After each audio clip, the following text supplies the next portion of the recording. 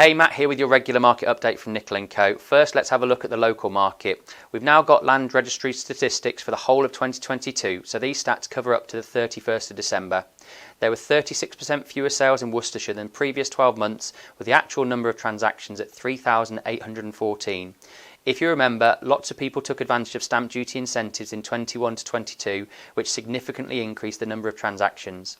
Sales in Worcester were down 37% at 1,672, with Malvern and Droitwich both down by approximately 33%, with 609 and 439 respectively.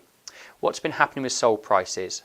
Well, over the last 12 months they varied across the county, but all areas have still shown growth. Malvern's average sold price remains highest at 305,900, which is up 9%. Droitwich is next at 294,800, up 6%, and in Worcester, where 44% of the sales were recorded, the average sold price is 253,600. In the last 5 years, growth has been even more pronounced. Worcester's average transaction is up 26%, Droitwich is up 20%, and Malvern's up 28%. Across Worcestershire as a whole, sold prices are up 27%. Around 16% of homes in Worcestershire are privately rented, so let's look at lettings figures next. Across the WR postcode, average rent for properties let over the last 12 months has increased by 6%. The average rent in Droitwich is £745 per calendar month, and despite recent growth, it's still 7.2% lower than the Worcestershire average of £803. In Malvern, the average rent for homes let in the last 12 months is 14.6% higher than the Worcestershire average of £920. Worcester is closest to the average at £789. Okay, moving on to property prices and price reductions. Property prices are showing a bit of sensitivity in the market right now. Zoopla reported that 4 in 10 listings in February have been reduced in price. Of those, nearly 2/3 were reduced by more than 5%. We've seen a better performance than this with Nicol Co. 70% of the 84 sales we've agreed over the last 6 weeks were achieved without any price reductions at all.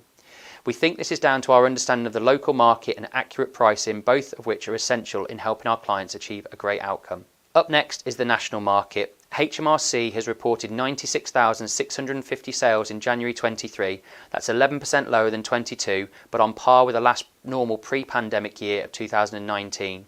According to Zoopla, buyer demand in February 23 was 8% stronger than 2017 to 2019, indicating that the current market is now more aligned with pre-COVID conditions. What's going on with mortgages? Well, approvals in January fell for the 5th month in succession, with just over 39,600 mortgages being approved. That's the lowest monthly total since May 2020. The effective interest rate on new mortgages rose to 3.88%. In a recent survey conducted by RICS, that's the Royal Institution of Chartered Surveyors, 40% of respondents reported seeing more interest from buyers in energy-efficient homes.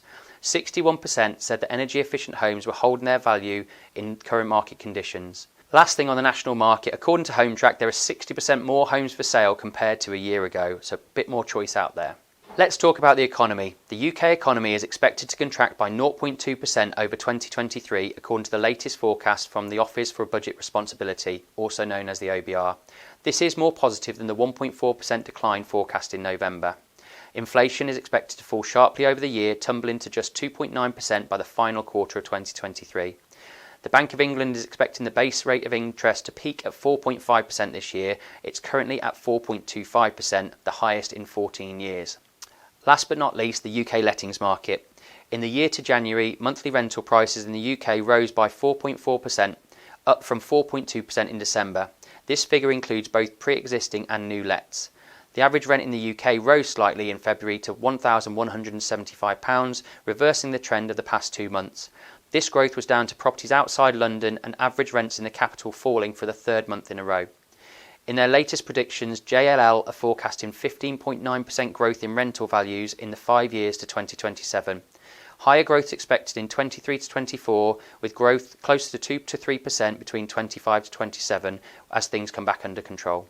Since the clocks have gone forward and spring is finally here, you might be thinking about coming to the market. If that's the case, it's important to know that things now look quite different. If you had your home valued last year, it's worth getting that valuation updated before you start making plans or searching for properties. If you're looking to move somewhere more energy efficient or with ultra-fast broadband, or you're feeling the burden of maintaining or heating a large property, we can help. Whatever your circumstances, don't hesitate to get in touch.